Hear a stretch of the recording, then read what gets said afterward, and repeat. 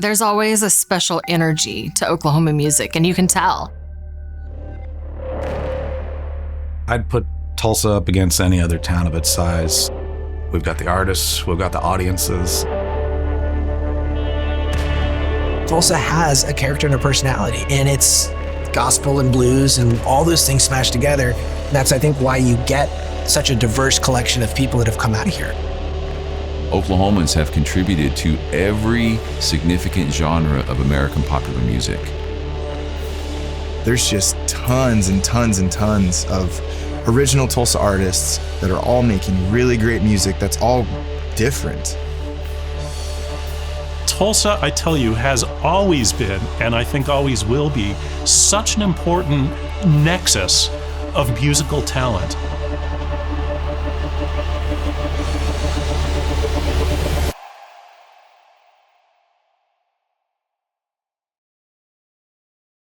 This is March the 22nd, 1940, and we're continuing Mr. Woody Guthrie's records of Dust Bowl songs from Texas, Oklahoma, and California.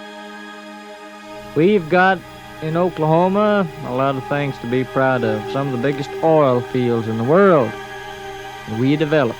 And a lot of things we've got down there to be proud about. Woody Guthrie is the single most important Anglo-European American folk singer. Period. It all goes back to Woody. If you ask Jeff Tweedy from Wilco, he'll say it's Woody Guthrie. If you ask Steve Earle, Annie DeFranco, Billy Bragg, on and on. It starts with Woody. Woody Guthrie was born in Okemah, Oklahoma, July 14th, 1912. This was a place that had not really been developed at all. And this was where Woody grew up in his childhood. He is profoundly influenced by all of the diverse culture around Okemah. Remembering Okemah's Muskogee Nation, so there's a native influence. There are people of African descent in that environment. That's a musical influence. And then there's the Anglo influence. And so early on, he represents this sensibility of coming from a multicultural environment. Woody grew up, with a kind of middle class family. In the first, I'd say 10, 12 years were a pretty happy home. Then the hard times started to hit. He lost his sister in a house fire.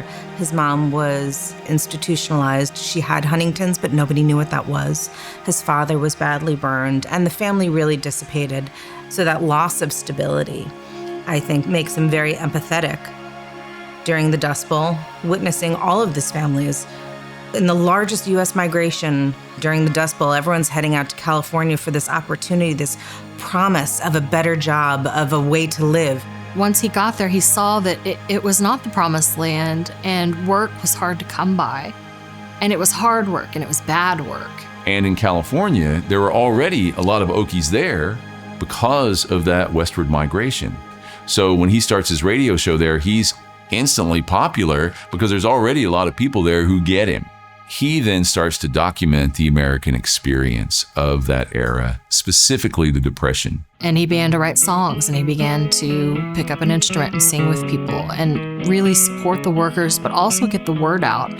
Hey, this is happening, and it affects everyone. His music really grounded the moment in the story, but his songs weren't sad and depressing. He's singing Do Re Mi, which is a very delightful song, and it's a song about if you don't have money, they won't let you in the state of California with an illegal blockade. Do Re Mi, folks, you ain't got the Do Re Mi. Why, you better go back to beautiful Texas, Oklahoma, Kansas, Georgia, Tennessee. He's talking about very serious events that are happening, but he makes it singable. And he said, a song ain't nothing but a conversation that you can have again and again and again. And it's this idea of bringing topics back to the surface of conversation through song that I think was one of his strongest gifts. While he traveled, the country, in many cases, hopping a train that he didn't have a ticket on, he still was writing the experience of what was going on in that, especially Depression-era America. His most famous song that most people know is This Land Is Your Land. And it is about that journey, traveling from California to the New York Island in 1940, and what he saw along the way, the whole country, the beautiful people, the hard stuff, all of it. And he threw it all into one song.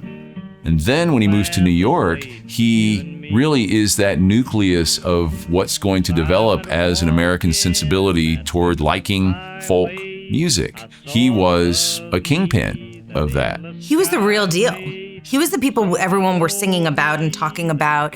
And in New York, they hadn't really seen someone like that. Slogans like 3 chords and the truth, this machine kills fascists. This was homespun radicalism. Guthrie knew of what he spoke. He knew the value of playing up one's rural, authentic beginnings. So you might have a harsh accent, and you might be using turns of phrase that could be considered country, but you're saying very incisive things about society. Woody got a record deal, and he had a couple of things happen for him. So we were fortunate enough to get 300-something songs. But the truth is, he wrote over 3,000 songs in his lifetime. He lived in New York for about 27 years, but for the last 15 years, he was hospitalized with a fatal genetic illness called Huntington's disease, and he passed away when he was 55. And the fog was lifting. This land was made for you and me.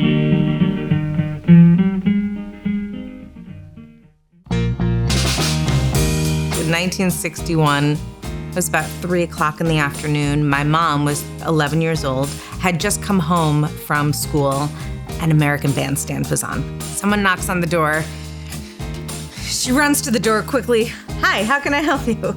Hey, I heard Woody Guthrie lives here. Yeah, he's not home. Close the door, runs back to the TV. And the kid knocks on the door again. She goes to the door, opens the door. Hi, yeah, no, he's here, but he's not here, and I can't let you in. Sorry, you gotta come back. This kid is persistent, though. And the third time, the babysitter answers the door. She says, hi, I'm sorry. Yes, Mr. Guthrie is actually, he's not home. Neither is Mrs. Guthrie. I can't let in strangers, but if you'd like to come back later, Mrs. Guthrie should be home in a few hours. And she closes the door on him. Arlo is upstairs. He hears kind of the commotion in the doors and everything. He comes down just to check it out. And he looks out the door and he sees this kid with a guitar on his back and he goes, hey man, you play? And the kid turns around and goes, yeah, I play. Arlo goes, come on in. And he lets him in and they go into the backyard and they play for a couple of hours until my grandmother comes home and she invites him to stay for dinner and then she brings him back to the train station that he came in on and she tells him how and where to find my grandfather in the hospital. And it was Bob Dylan. Our joke is, if it was up to my mom, history would have been so different. But thanks to, Bob's persistence and Arlo being there, Bob had a chance to meet Woody pretty quickly. Bob Dylan knew every Woody song that he could get his hands on. And I think it was probably quite an honor to play his idol songs to him. Bob said, I just went there to spend time with him. And Woody wanted Bob to play him Woody's songs. Not Bob's songs, Woody's songs. And Bob goes, I knew them all. I was like a Woody Guthrie jukebox. And I just love that here's this kid who is trying to help someone who they look up to. And even though that guy is in a rough time of life, just really there, dedicated to say, I will remember you. I will remember what you did. I will play your songs so you know that you're remembered. And, listen, whoever that kid became, I think is irrelevant to me. The fact that some kid went there to take care of my grandfather in the hardest moment of his life takes the deepest part of my heart.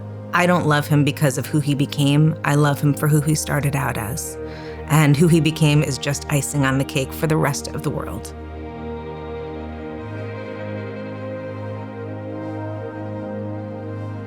Downtown Tulsa is thriving. It's alive with energy and creativity, and I think the Woody Guthrie Center being here in that space is actually quite poignant. My goal for visitors at the Woody Guthrie Center is that when they come in, they feel like they're at home.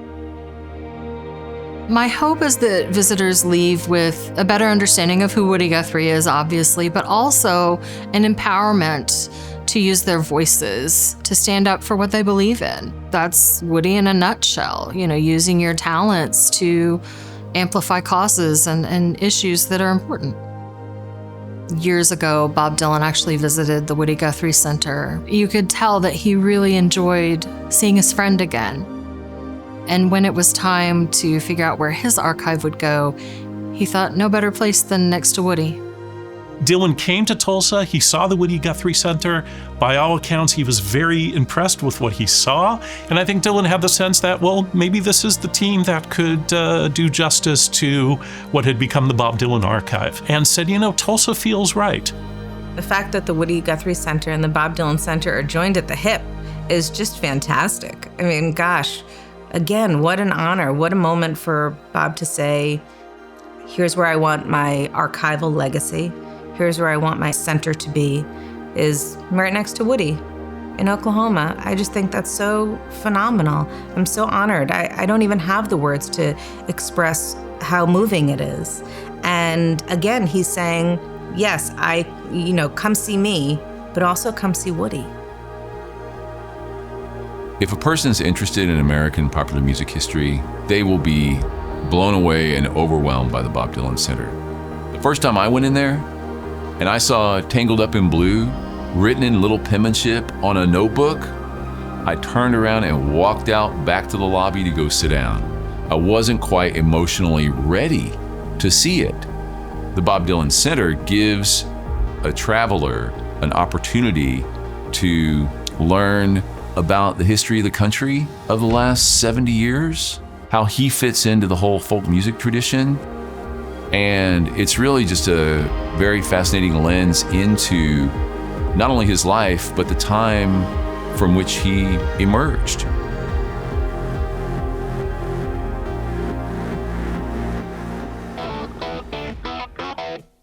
Oklahoma musicians have always had to be multifaceted because the cultural environment here is multifaceted. So a group needs to be able to play blues, needs to be able to play country, you need to be able to play rock.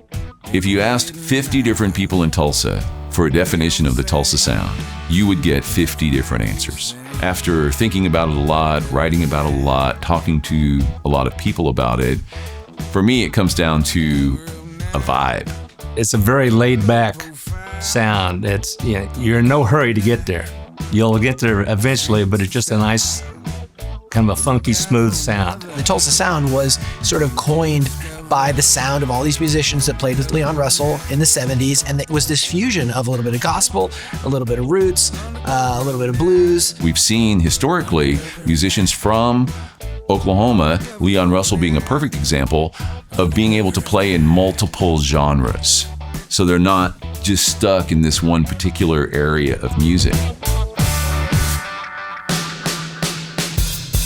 Growing up in the 70s, I have a lot of older siblings, and they were big Leon Russell fans.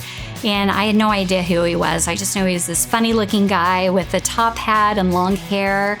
But when I started listening to the radio, over and over, the DJs would say, from Tulsa, Oklahoma, and Leon and J.J. Kell and David Gates. And I thought that was so neat. And it just gave me a sense of pride that these people were born in the same place that I was born, that anything is possible. Leon Russell is a fascinating American musical figure. It's hard to fathom how much he did. And when you get into that history, you realize that he's a vital part of American popular music history. Leon was inducted into the Rock and Roll Hall of Fame, and he's a Grammy Award-winning artist, but he gave so many other people their careers. He has been referred to as a musician's musician because he could play several instruments. He was a vocalist, songwriter, producer, and he brought an earthy sensibility, we might say, to popular music in the 1960s. Leon Russell was born Claude Russell Bridges. And when he finally graduated in 1959, he moved to Los Angeles to help further his career. When he got to Los Angeles, he couldn't get in the clubs. So he got a fake ID, and that's where they came up with the name Leon Russell. He kept the name Russell for his last name because everybody called him Russell. And so he didn't want to cause any confusion. So he picked the name Leon, became Leon Russell, took the fake ID back to LA, and then was able to play in the clubs. He was in a very famous group of musicians called the Wrecking Crew in the 1960s in LA, where he played on numerous popular singles. You know, it was about 1969 that Leon Russell really propelled to superstardom with a tour called Mad Dogs and Englishmen. And it was this amazing concert that was put together very quickly for an obligation that Joe Cocker had. And so much great music came out of that. And that is really how Shelter Records came to be. He built that record label on the road during Mad Dogs and Englishmen. When it came time for his own work, in 1970, he released his solo album, which featured half the Rolling Stones, half the Beatles, Eric Clapton, Steve Winwood, Bonnie and Delaney, and just an incredible landmark album for somebody whose debut album was also their self-titled. His reputation was already huge before he went and recorded this album. In 1971, another concert called Concert for Bangladesh, which was George Harrison's brainchild. Leon joined that with Don Nix and Bob Dylan and Eric Clapton. I think they'd all seen what he'd done with Joe Cocker's Mad Dogs and Englishmen tour, the ability to pull together a large group of musicians, arrange a set list of songs, rehearse, and put on a performance. I think it impressed George. So I assume he was probably the first call he made to set up the Concert for Bangladesh. This is George Harrison. He can pick up the phone and call pretty much anyone, and they're going to want to be involved in a really wonderful event that he was putting together.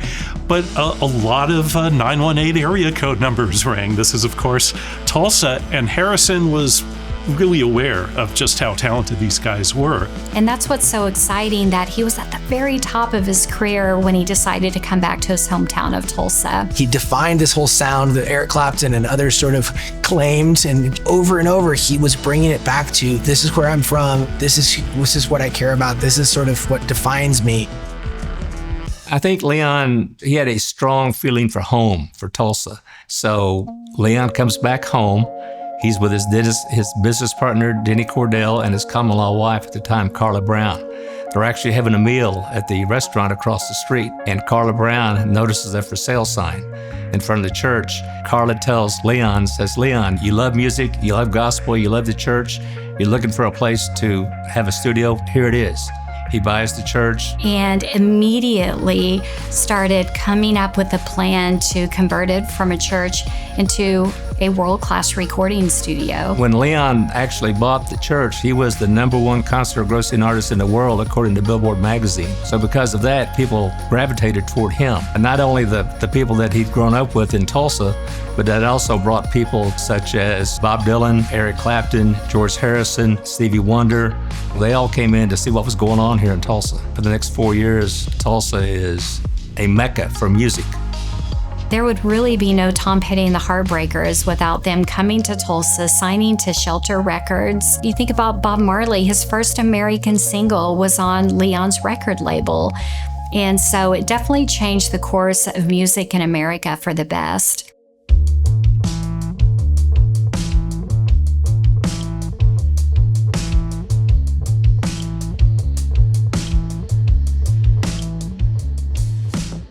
I was renovating a property nearby, and I just found myself gravitating towards this property and just kind of sad at the shape it was in. And I thought, oh my gosh, I have to have that building.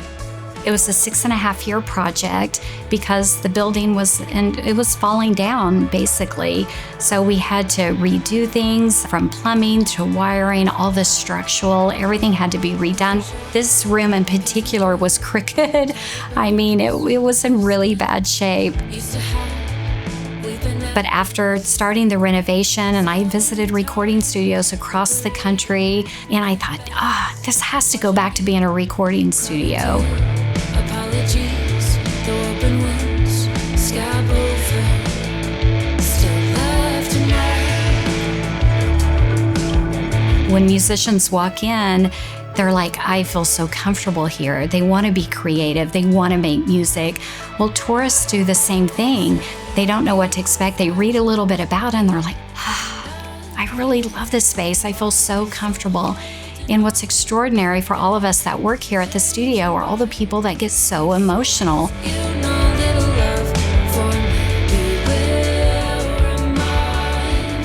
When people come through for the very first time, what jumps out at them, especially when they go into the live room, is that I try to point out that first and foremost, they've walked into the sanctuary. The church studio has an impact on people like I've never seen, and I think it really touches a spot in people's hearts who have a heart for Tulsa and, of course, the artists. But I think it's truly, authentically Tulsa. There's very few recording studios that are like the church studio.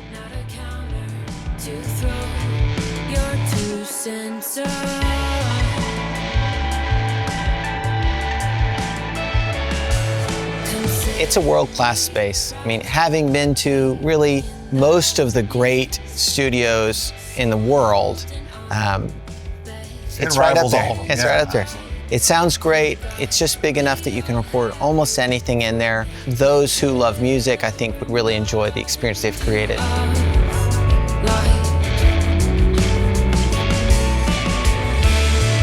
You know, if you love music, Tulsa is a can't-miss destination at this point. Not only the Woody Guthrie Center and the Bob Dylan Center, but we have Church Studio. We have the legendary Cain's Ballroom. I don't think there's a better place to see a concert. Every single night, 7 nights a week, you can hear music in Tulsa. When you go to see live music in Tulsa, you see some of the best musicians in the country. At the Colony, at the Mercury Lounge, at the Hunt Club, at the Vanguard, and it goes on and on. You know, before we have all these music people that would come into town maybe to BOK Center for a show, but they're here for a day or two. Well, now we're seeing people stay for 2, 3, 4, 5 days because there's so much to do. There's just a rich sense of the musical history here. All of that is still in the air. And I think as music lovers, visitors will have a fantastic time in Tulsa.